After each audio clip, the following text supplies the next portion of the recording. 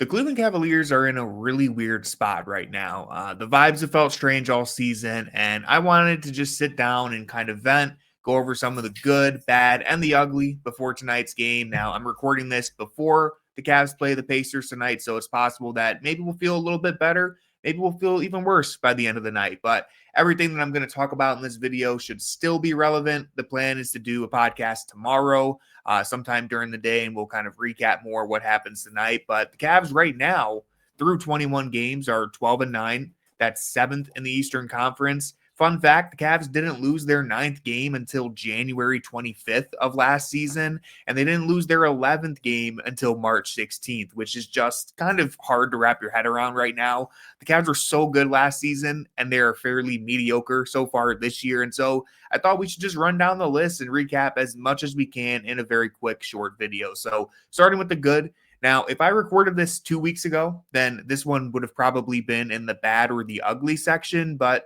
Evan Mobley has really put it together recently. He scored 27 points, grabbed 14 rebounds, and dished 4 assists last night against the Celtics. He's averaging 19 points, 10 rebounds, and 4 assists on 55% shooting over his last 8 games, all while tapping back into that Defensive Player of the Year energy that he had from last season. Now, the Cavs defense is very much a mixed bag right now, and we can talk more about that in another video, but I've thought that Mobley is starting to look more like his former self on defense and especially on offense, where his game is really starting to pop again. I think he's scoring off the dribble. He's making the right pass. I actually thought he could have had even more assists last night. Guys just didn't make shots. Kenny Atkinson talked about that.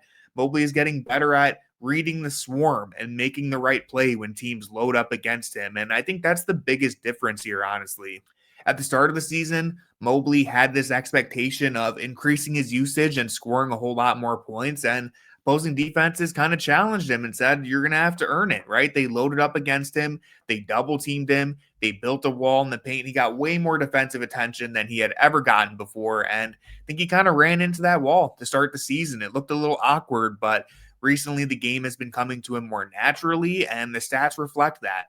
Another positive would be Donovan Mitchell. Obviously, I don't have to spend too much time on this because outside of a few games here, Donovan has just been special, scoring the ball all year long. He's been special since he came to Cleveland. This season, he's averaging just under 30 points on elite efficiency.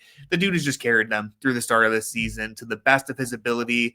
I think it's actually crazy that anyone would blame Donovan or consider trading him at this point. Like, this is arguably the second best player in franchise history. You have to roll with that guy until the wheels fall off, and hopefully that doesn't happen anytime soon because he's been incredible.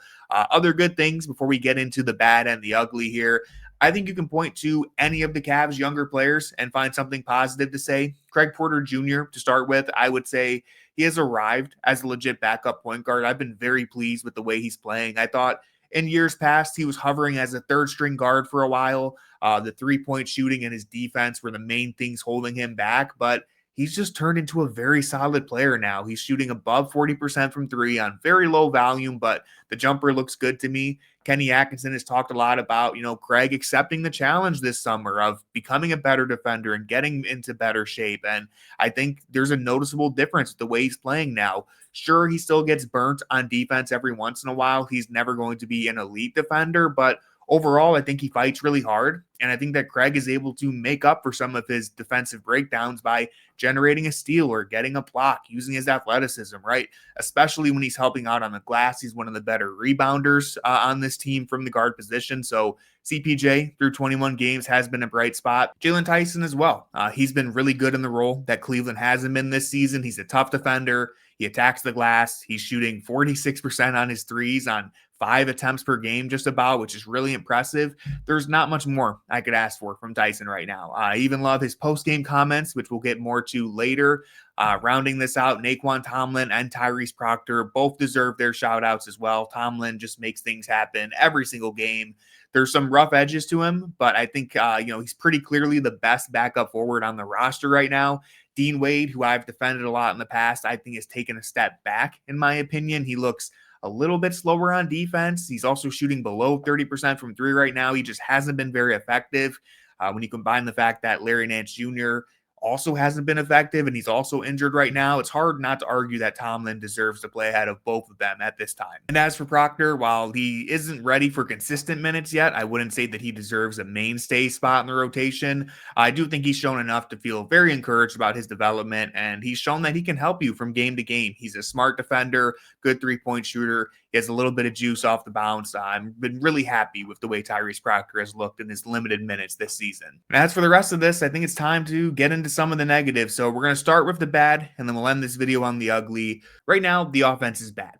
There's no other way to put it. It doesn't look purposeful or intentional. They don't feel anywhere near as threatening as they did last season. Already this year, they have scored below 105 points in 3 separate games this season. For reference, that's the same amount of games they scored below 105 all of last season. So it's not good. They are first in three-point attempts. They're taking a whole bunch, but they're 20th in three-point percentage. They're 14th in offensive rating after being first all of last season. And only 6 teams in the NBA are getting to the rim less often than the Cavs right now. The offense just looks lost. And I think focusing on last season is the best way to describe this because listen, it's just not the same team, okay? I've seen people say that, oh, we're seeing the same story over and over again with this Cavs team, but it's nowhere near the same team that we're watching out there right now, and they can't really replicate their identity from last year because of it, right? Last season, the Cavs had Donovan Mitchell, Darius Garland, Evan Mobley, Jarrett Allen, Ty Jerome, and Sam Merrill all play over 70 games last season, 70 or more games. That's almost unprecedented health in the modern NBA, right? And because of that, because you had your 5 best players available, plus a really, really elite shooter in Sam Merrill for 70 or more games, it meant that basically every single game you had 3 elite shot creators in the backcourt, also 2 dominant rim running bigs who paired well together and on their own. And then around them was a supporting cast of elite three-point shooters, including Sam Merrill, but also featuring Dean Wade, George Niang, Karis LeVert, DeAndre Hunter, and Max Strus, who all played a decent amount of games and shot the ball efficiently. Even Isaac Okoro, who shot 37% from deep last year, that would feel like a miracle on this roster right now. Because guess what? The Cavs had 10 players last season who shot above 37% from deep. And that didn't even include Donovan Mitchell, who was at 36%. This year, only 6 players on the roster are shooting above that mark, and they have multiple rotational players who are below 30% from deep. This team is just not built the same as it was a year ago, and they don't have the same shot creation available to them because Ty Jerome is gone. Darius Garland has been hurt, and he hasn't been himself when he's on the court.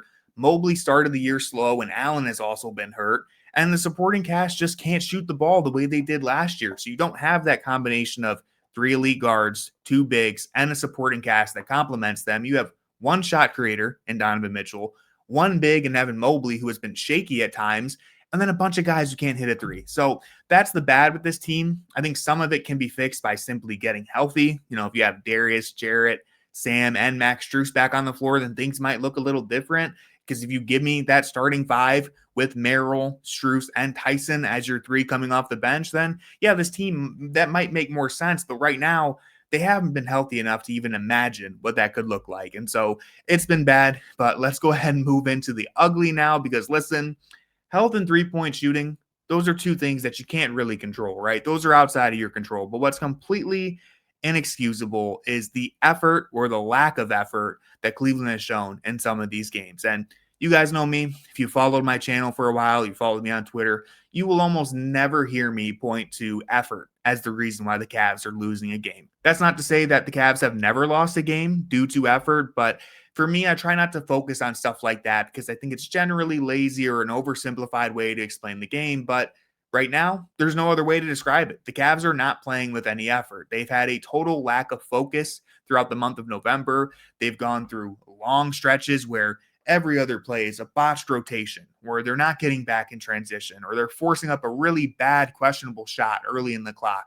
They don't run their offensive sets as hard as they did last season. They don't communicate and switch as seamlessly. This team, to me, just looks totally disconnected on both ends of the floor, and almost no one is playing hard enough to make up for that. And if you don't want to take my word for it, Jalen Tyson said it himself after their loss to Boston. I'll go ahead and play that clip. It would be, like Don said it, the young guys and the role players, like it shouldn't be us having to bring the energy every time, right? Like everybody has to bring energy. Everybody has to pour into this thing.